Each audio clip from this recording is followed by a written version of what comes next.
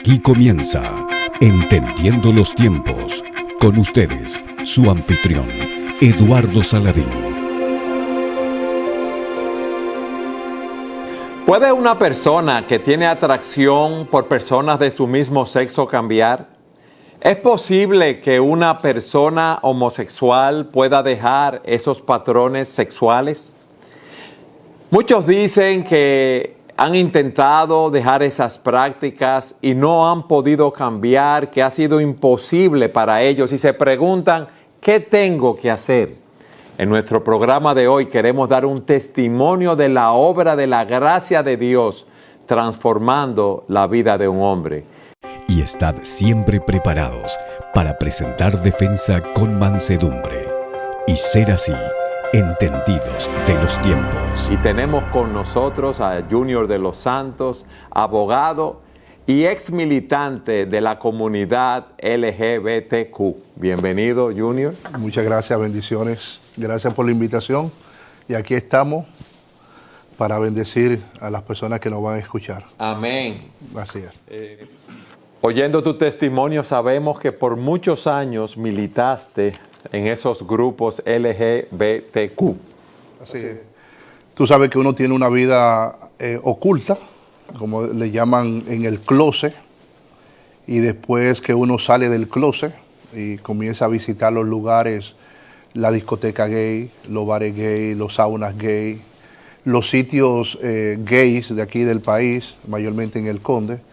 Entonces, cada uno de esos lugares te vas asociando con amigos, con compañeros, personas de Bonao, de Santiago, de La Vega, hasta que haces de ese círculo tu círculo de amistad.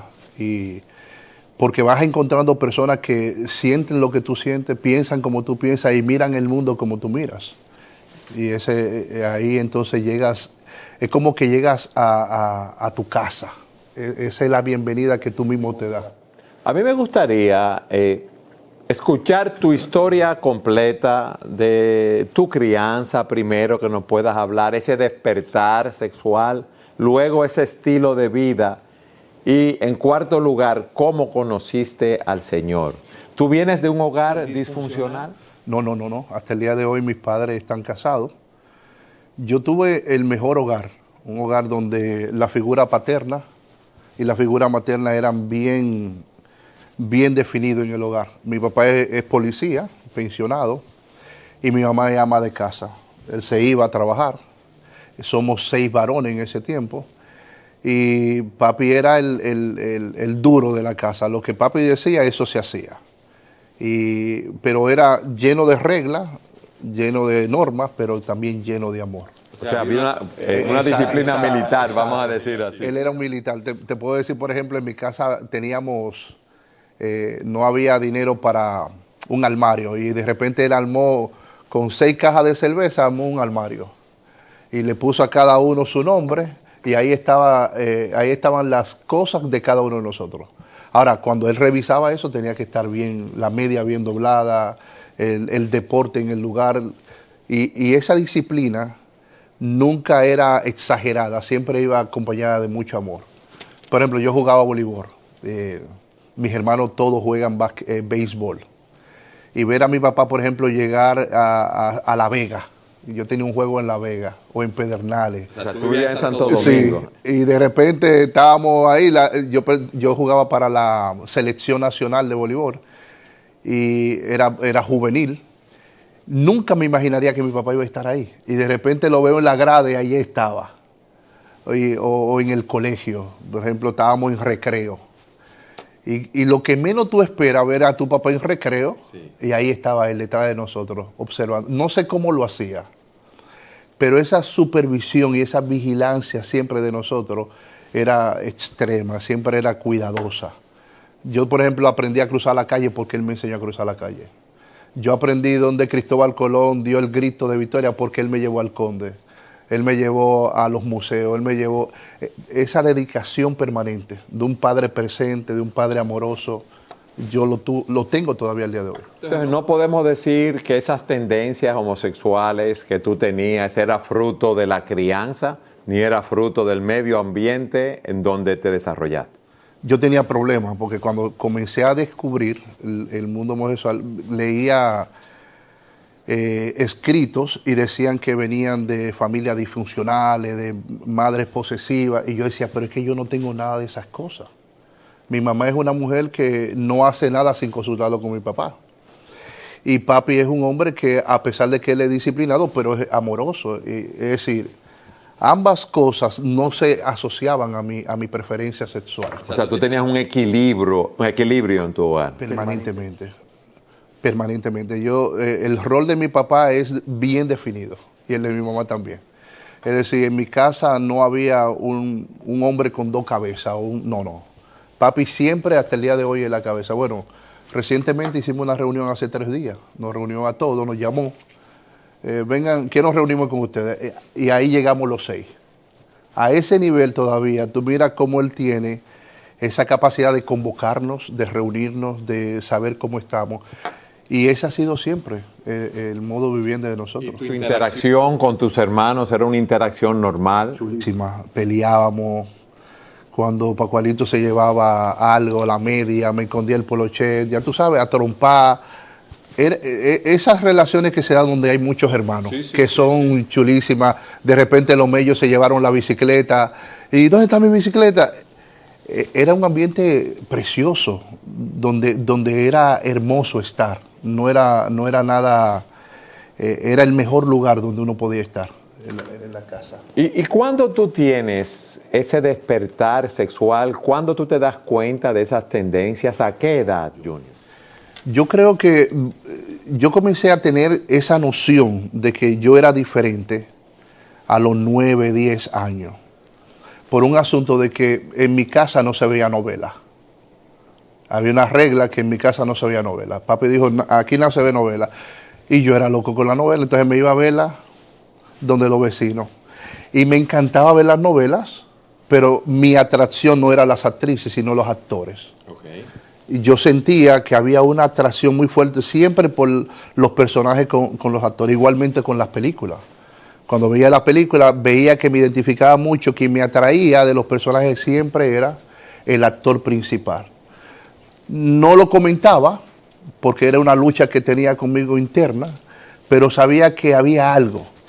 Y eso se agravó cuando los muchachos comenzaron a crecer, 12 años, 13 años, porque toditos comenzaron a llegar con novia a la casa. Pacualito, Joel, Erison, toditos con su novia, y papi de repente, Junior, yo era muy estudioso, me gustaba mucho estudiar, me gustaba estar en la casa, apoyar en todas las cosas del oficio. Cuando tú dices apoyar en los oficios, hacer los oficios de la casa, lavar, planchar, fregar, cocinar, ¿te gustaba eso? Me fascinaba. Yo era feliz ahí. Entonces, lógicamente, eso trajo que cuando discutíamos entre los hermanos salía los sobrenombres que a uno no le gusta, porque yo estaba siempre en las labores familiares, mientras que ellos estaban operando en otros sitios. Aunque teníamos un colmado, y yo tenía que abrir el colmado, ir al mercado, pero me encontraba más seguro haciendo las labores de las casas. Era como que donde encontraba un disfrute pleno, que no era el caso de mis hermanos. Cuando a mis hermanos tú los ponías a fregar, era el grito al cielo.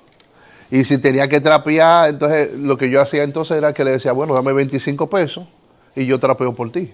Y siempre negociábamos en ese sentido.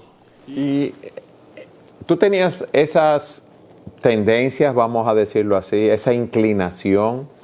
Tú dices que te gustaba ver a los actores en las novelas, que ya había una distinción, podemos decir, entre la conducta de tus hermanos y la conducta tuya, porque ellos llevaban novias a la casa y tú estabas de lleno más en las labores de la casa, estudiando, un poco abstraído, ¿verdad?, de la vida que llevaban tus hermanos. Y cuando tú das a conocer o te das cuenta que tienes esas tendencias homosexuales. Mira, el colegio fue un paso bien difícil. Tú sabes, uno siempre hace tarea con un mismo grupo. Y de repente mis amigos, Franklin, Ángel, me dicen, mira, ya no podemos hacer tarea contigo porque mi papá y mi mamá me dijeron que no salga contigo. Porque ya yo comenzaba a dar muestra en mi conducta de muy afeminado, porque jugaba voleibol, y entonces pusieron distancia en los niños. Eso me marcó mucho, eso me dolió mucho, porque uno con los amigos del colegio como que son más que hermanos.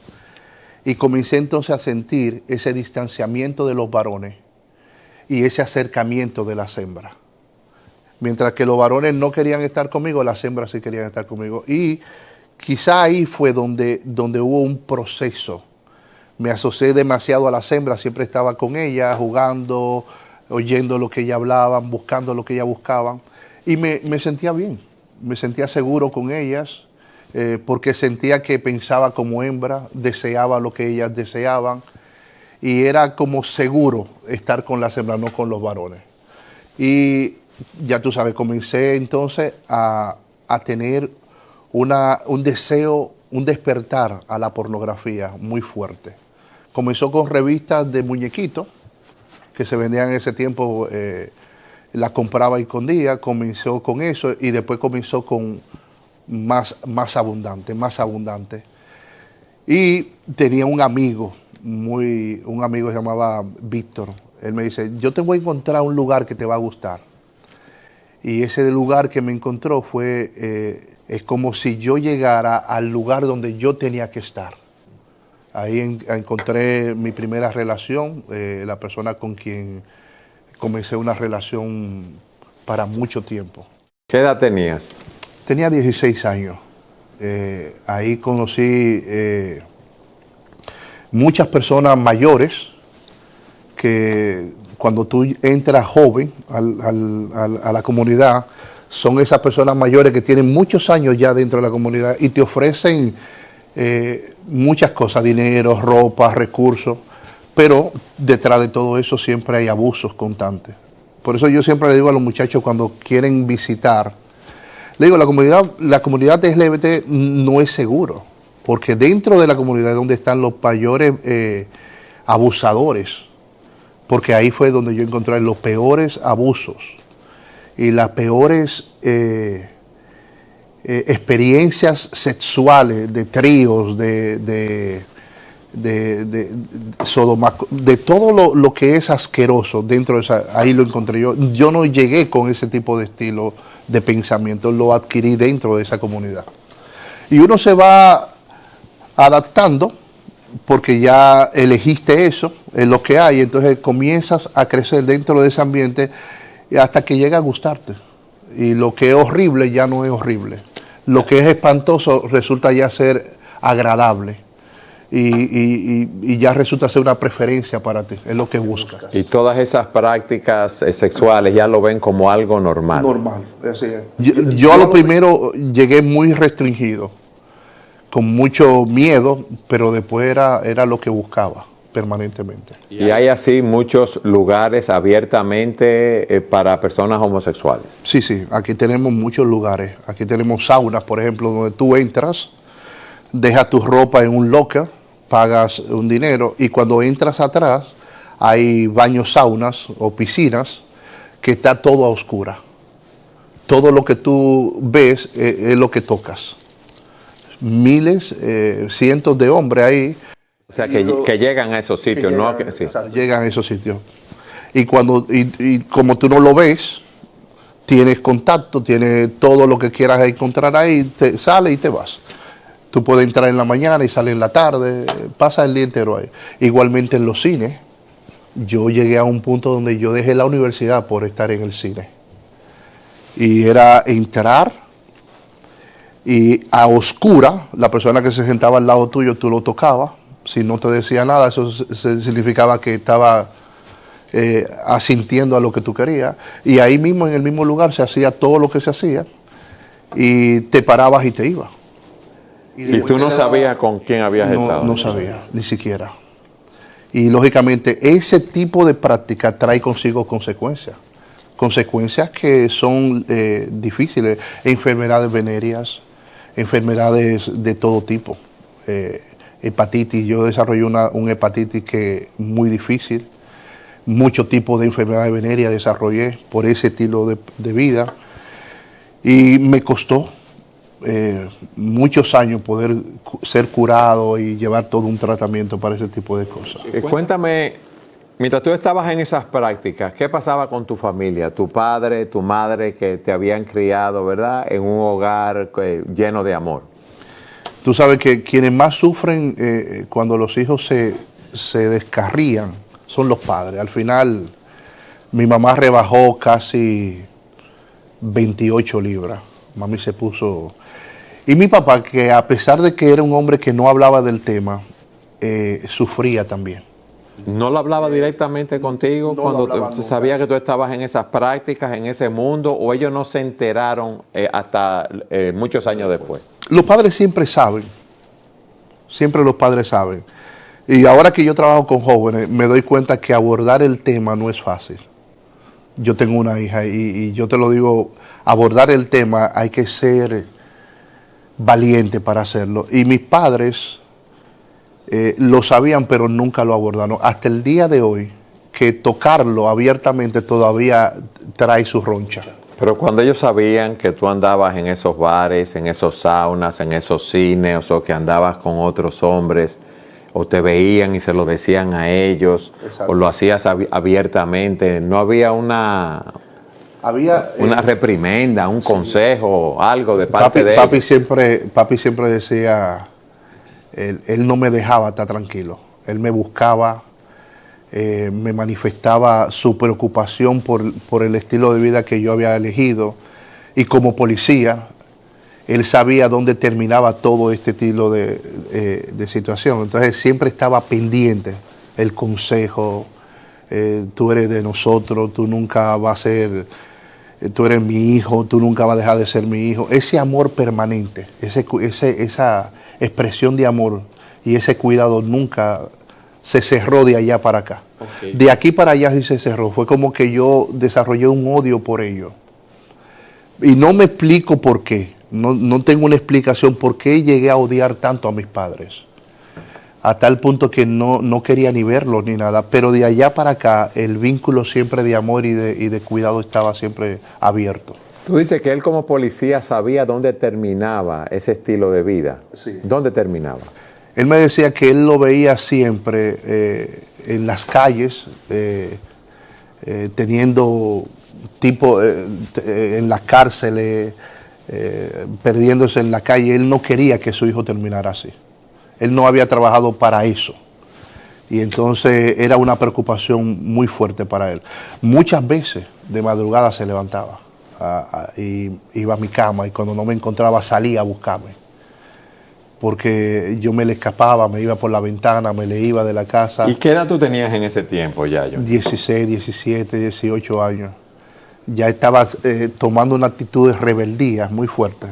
Y quería hacer mi vida como yo sentía que era mi vida. Y yo pensé que había nacido así, que Dios me había creado así. Había buscado ayuda en muchas partes, no la encontré. Y ya cuando determiné hacerlo, dije, bueno, lo voy a hacer y lo voy a hacer como yo quiero hacerlo, abiertamente. Tú sabes que nosotros hicimos un programa con el doctor Miguel Núñez y él nos explicaba que esa tendencia homosexual no es un problema biológico, que no hay un gen gay. Eso es así. Sino que el hombre fruto de... Es una elección. Una elección. Así es. Yo pensaba, y es bueno siempre acotar un poco esta idea, yo pensaba que había nacido así, porque dentro de la misma comunidad nos habían dicho que había un gen gay, había muchos libros, y como que esa idea es la que se propaga dentro de la comunidad. Tú naciste así, no hay manera de cambiar. Pero cuando tú conoces la palabra y te das cuenta que es una elección, y tú dices, bueno, pero es una elección, yo puedo elegir, yo elegir, entonces se plantea entonces una solución al problema. Y ahí es donde entonces la verdad juega un papel importante. Antes de tú explicarnos tu conversión, a mí me gustaría que viéramos un texto en Romanos donde se nos dicen que el hombre, la ira de Dios se revela contra toda impiedad, injusticia, contra los hombres que detienen con injusticia la verdad, porque Dios se ha dado a conocer a través de su creación. Pero mira lo que dice. Pues aunque los hombres conocían a Dios, no lo honraron como a Dios ni le dieron gracias, sino que se hicieron vanos en sus razonamientos y su necio corazón fue entenebrecido. Profesando ser sabios, se volvieron necios y cambiaron la gloria del Dios incorruptible por una imagen en forma de hombre corruptible, de aves, de cuadrúpedos y de reptiles. Los hombres, en vez de adorar a Dios, empezaron a adorar otras cosas, incluyéndose a sí mismo y a otros hombres. Y mira lo que dice. Por lo cual Dios los entregó a la impureza en la lujuria de sus corazones, de modo que deshonraron entre sí sus propios cuerpos, porque ellos cambiaron la verdad de Dios por la mentira y adoraron y sirvieron a la criatura en lugar del Creador. Y mira lo que dice. Por esta razón Dios los entregó a pasiones degradantes, porque sus mujeres cambiaron la función natural por la que es contra la naturaleza. De la misma manera también los hombres, abandonando el uso natural de la mujer, se encendieron en su lujuria unos con otros, cometiendo hechos vergonzosos, hombres con hombres, y recibiendo en sí mismos el castigo correspondiente a su extravío. Y así como no tuvieron a bien reconocer a Dios, Dios los entregó a una mente depravada para que hicieran cosas que no convienen. Y esa es la explicación. El hombre le ha dado la espalda a Dios, quiere vivir conforme a sus propias pasiones y deseos, se adora a sí mismo y entonces viene este tipo de problemática. La pregunta es, ¿cómo tú conociste al Señor? ¿Cómo tu vida fue cambiada? Mira, yo ya había entrado a una etapa donde ya yo me sentía bien donde estaba. ¿Tú tenías una relación fija con otro hombre? Sí, ya teníamos una relación de 8 años. Ese fue, perdón, el que tú dices que conociste la primera vez que fuiste a una discoteca gay. Esa misma persona. Y me sentía bien, ya había salido del closet, ya no tenía la presión interna ni externa, y me siento bien. Y de repente voy a un lugar, a un estudio bíblico, y cuando se abre la palabra de Dios ese día, justamente, se lee 1 Corintios 6:9. ¿Y qué dice 1 Corintios 6:9? Dice, ¿o no sabéis que los injustos no heredarán el reino de los cielos? Dice, no se dejen engañar. Ni los injustos, ni los inmorales, ni los afeminados, ni los que se echan con varones, ni los mentirosos heredarán el reino. Y ese día cuando se leyó esa palabra, yo entendí, fue como si mi entendimiento, que yo no iba para el cielo. Porque yo era mentiroso, yo era injusto, yo era ladrón, perverso. Todo lo que estaba ahí, yo era eso. Y ese día me preocupó la eternidad. Yo no sé por qué.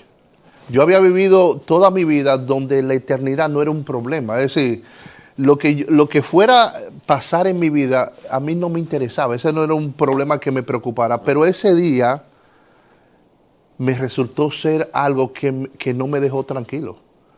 ¿Dónde yo voy a pasar la eternidad? Que Dios diga que ellos no van a entrar al reino de los cielos, eso me preocupó. Porque yo pensaba que yo podía entrar al reino de los cielos. Y el versículo 11 dice, y estos eran algunos, pero ya fueron lavados, fueron santificados por el nombre de Jesús. Ese día yo escuché el mensaje, y el mensaje de salvación, de la verdad de Dios trajo a mi vida una confrontación que aunque no acepté al Señor, pero mi vida no fue la misma. Te dejó intranquilo. Me dejó intranquilo. Te puso a pensar en las cosas espirituales. Así te puso a pensar en tu condición y en el estilo de vida que estabas llevando. Fue como si, fue como si fue la primera vez que yo reflexioné sobre mi vida. La primera reflexión que hice, ¿dónde voy a terminar si sigo así?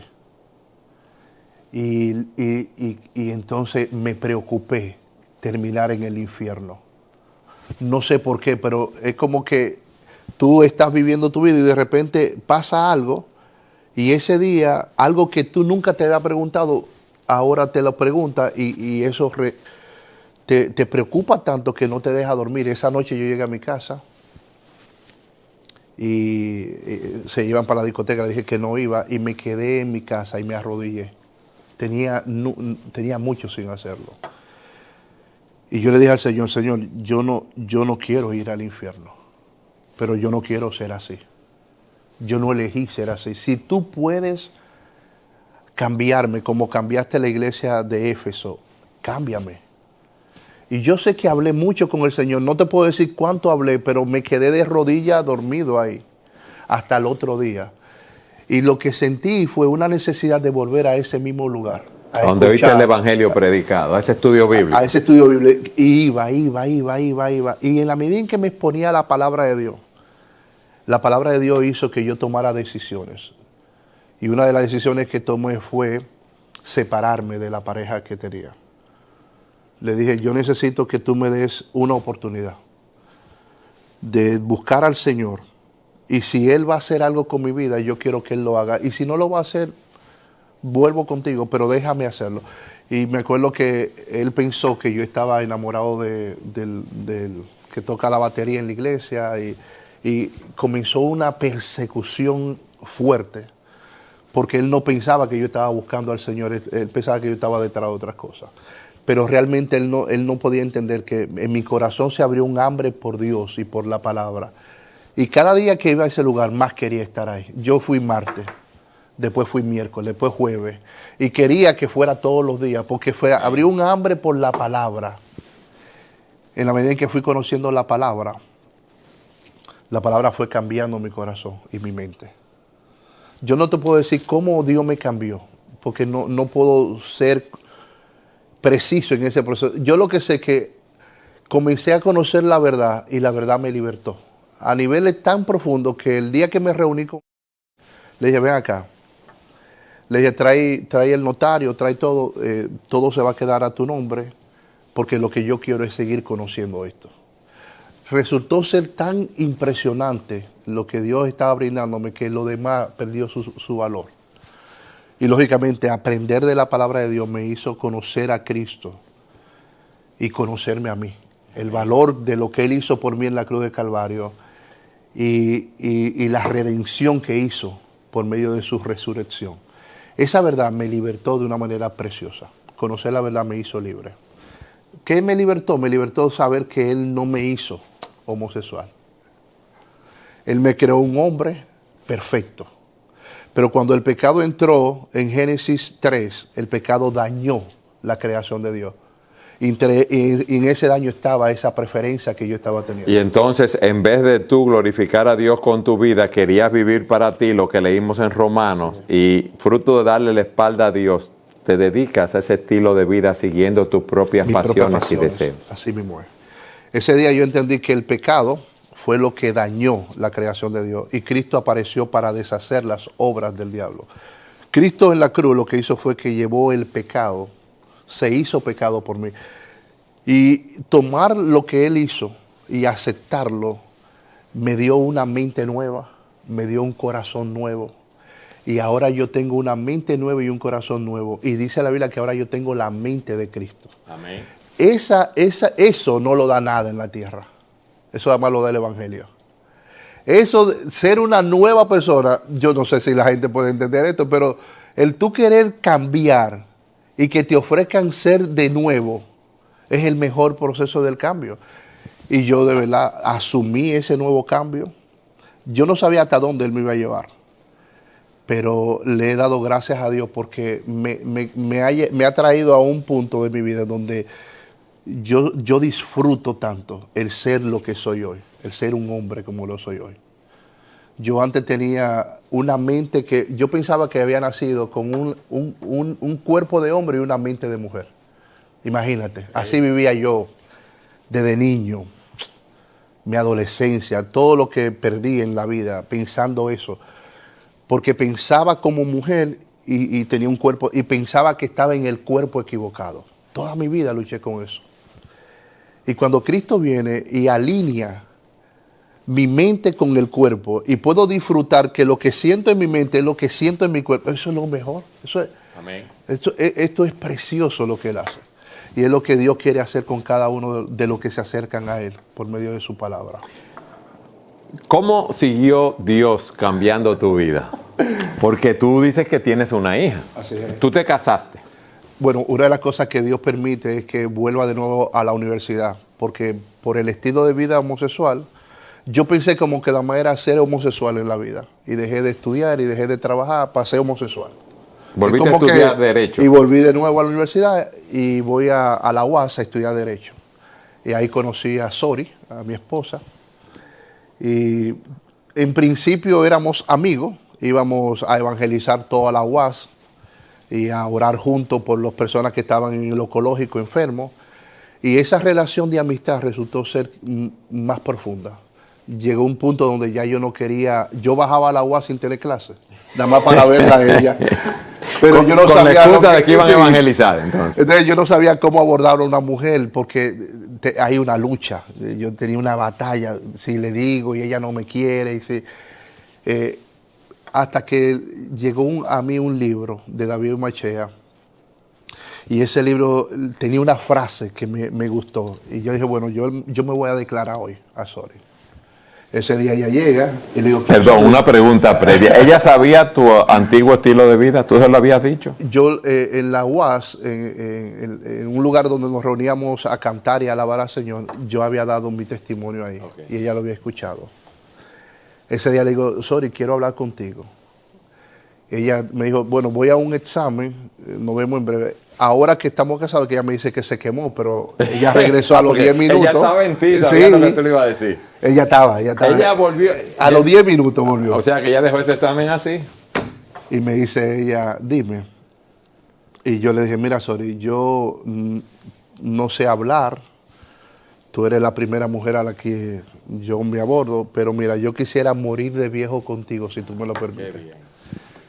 Y esa frase tocó el corazón de Sori, se le salieron las lágrimas y ella me dijo, voy a orar, vamos a orar, a ver lo que el Señor quiere. Y a los 3 meses, ella orando, me llamó para atrás y me dijo que sí, que el Señor le había dicho que sí, que yo era su pareja. Imagínense. Y tú 3 meses con esa tortura. Mira, óyeme, yo oré, yo busqué al Señor, ayuné, busqué, oh Dios mío, qué precioso fue ese tiempo. Y ya tú sabes, en grande hicimos ese compromiso. Ese compromiso lo hicimos a la entrada del barrio La Yuca, donde yo crecí, donde yo desarrollé todo este estilo de vida homosexual. Y en esa misma comunidad hicimos la recibimos a ella, hicimos toda mi familia, nos reunimos. Y fue un momento precioso de ver cómo Dios me estaba entregando ahora una esposa. Y disfrutar. Nos casamos, tenemos 14 años. 14 años casados. Ahora lo cumplimos el 15 de diciembre, 14 años. Y Dios nos dio una hermosa niña, se llama Julián, y tiene 12 años. Y de verdad que no cambiaría por nada lo que Dios ha dado. Ser esposo, tener una familia, es el disfrute mayor que un hombre puede tener. Sí, porque es el diseño de Dios. Dios nos diseñó así, es lo natural. Un hombre, una mujer, los hijos, y tener una familia, verla crecer. Yo no sé cómo yo viví en una casa con un hombre. Y ahora vivo con una mujer y una hija. Y el cambio es tan abismal. Lo que yo puedo elegir ante lo que Dios ha creado no se puede comparar. El diseño de Dios es algo que cuando tú lo disfrutas, sabe que es para bien y no para mal. Lo que yo elijo siempre para destrucción de mi propia vida. Porque en esa relación, dolor, abuso, golpes, droga, alcohol, todo lo que es. Y ahora vivir esta experiencia de amor, de respeto, de armonía, de compañía, es algo precioso. Es que ese es el diseño de Dios. El otro estilo de vida, como leíamos en Romanos, es contra naturaleza, no es lo normal, es el fruto del hombre haberse apartado de Dios y haberle dado la espalda a Dios. Así es. Es una mente corrompida formando diseños corrompidos. Eso es así, eso es así. Y qué hermoso es poder tener hoy el disfrute. Por eso estoy aquí, porque yo busqué información cuando tenía mi lucha. Y yo creo que muchos de los jóvenes que puedan estar pasando por esto, puedan llegar a esta información y puedan darse cuenta que sí se puede salir. Dios no nos creó homosexuales, Dios creó un hombre perfecto. El pecado nos cambió, nos trastornó, a muchos con la homosexualidad, a otros con la mentira, a otros con el robo, pero al final es el pecado el daño. Y Cristo apareció para eso. Cristo apareció para darnos una vida nueva en Cristo Jesús. Es el único que puede cambiarnos. Y yo le puedo decir porque ya tengo 22 años de haber salido de ahí. Y de verdad que disfruto la plenitud de lo que Dios está haciendo en mi corazón. Y cómo Dios te ha transformado. Tú dijiste algo que es esencial. Dios nos creó y Él creó un hombre y una mujer con sus características distintivas. Sí. Y creó ese hombre para esa mujer. Y creó un diseño de convivencia, creó lo que es el matrimonio, los hijos y todo lo que esto conlleva. Para concluir, ¿qué mensaje tú darías a aquellas personas que tienen esas luchas o aquellas personas que están siendo engañadas por otros hombres o mujeres engañando a mujeres en esas relaciones homosexuales que son contra naturaleza? ¿Qué tú le dirías a esas personas y qué tú le dirías a esos padres para que tengan cuidado con sus hijos en el medio en el cual nos desenvolvemos? Porque es chocante ver cómo tú a los 16 años tenías esas tendencias, pero fuiste seducido por personas que tenían ese estilo de vida, que te daban regalos, camisas y ese tipo de cosas para seducirte. ¿Qué tú les dirías? En el libro de Génesis 19, cuando Lot entra a Los Ángeles a la casa, dice que lo querían violar. Dice que los hombres de Sodoma rodearon la casa de Lot. Y esto es algo que pasa a veces desapercibido. Ellos rodearon. La vida homosexual es así. El homosexual rodea a su víctima. Lo rodea, ve la necesidad y te compra el tenis, te da los 300 pesos, te da los 200 pesos. Te está rodeando, pero después va a forzar la puerta para que tú le abras. Y ahí, en ese forzar la puerta, es donde entonces entra el peligro mayor. Todo el que está siendo rodeado por alguien que parece buena persona, es paciente, es tranquilo, te entiende. Detrás de todo eso lo que hay es una búsqueda de dañar el diseño de Dios para tu vida. Y yo creo que los padres debemos de despertar. Debemos de despertar porque justamente hace 2 semanas estoy hablando con unos padres que sus hijos juegan Roblox, unos jueguitos sencillos. Y me dicen ellos que dentro de esos juegos ellos encontraron una conversación de uno de sus hijos con alguien de Argentina que lo estaba incitando a una vida homosexual. A tal punto que el niño estaba confundido y le dijo a su papá: papi, yo soy unicelular o bisexual. Y cuando él le hizo la pregunta se dio cuenta que su hijo no debiera manejar ese vocabulario. Sí. Nosotros vivimos en un tiempo peligroso. Un juego como ese, mi hija lo juega. Y tan pronto supe la información, vine al chat porque comienza con los niños del colegio, juegan en línea con ellos. Estos no son tiempos de dormirse, estos son tiempos de estar despiertos. Saber que cómo guardará el joven su camino, guardando la palabra. Los padres debemos de hacer devocionales con nuestros hijos. Este es el tiempo de estar con ellos, de velar por ellos, por el alma de ellos, y saber que la palabra de Dios es la única que puede proteger su corazón. Y si ya el niño comenzó a visitar y a tocar y a hablar, inmediatamente levantar la verdad de Dios en su corazón. No hay nada más precioso. Yo le decía en estos días que nosotros teníamos unos muchachos que estaban pasando por ese proceso de falta de identidad. Y yo llamé al papá y le dije: tú lo que tienes que estar con el niño. Y tan pronto el papá comenzó a andar con el niño, a salir con el niño, ya el niño cambió totalmente. Se identificó con la figura masculina. Increíble. Fue algo que yo mismo dije, me sorprende cómo todavía lo que Dios creó es lo que es válido hasta el día de hoy. Sí. Y eso es lo que debemos de hacer, volver de nuevo al diseño de Dios para disfrutar lo que Dios quiere para nuestra vida. Amén. Junior. Si alguno está en Cristo, nueva criatura es. Las cosas viejas pasaron, he aquí, todas son hechas nuevas. Jesucristo es el camino, la verdad y la vida. Nadie viene al Padre si no es por Él. Amén. Y tú mencionaste brevemente lo que dice la palabra en Juan 8. Conoceréis la verdad y la verdad Os hará libre. libres. Amén. Te libertará Amén. de ese estilo de vida pecaminoso que, como tú dices, se manifiesta de diferentes maneras, con mentira, con engaño, con envidia, con homosexualidad, de diferentes maneras. En Cristo hay salvación. Amén. Junior, gracias por haber estado con nosotros. Ha sido un placer, de verdad que sí. El placer es nuestro. Gracias. Y a todos ustedes, gracias por habernos acompañado en un programa más de Entendiendo los Tiempos.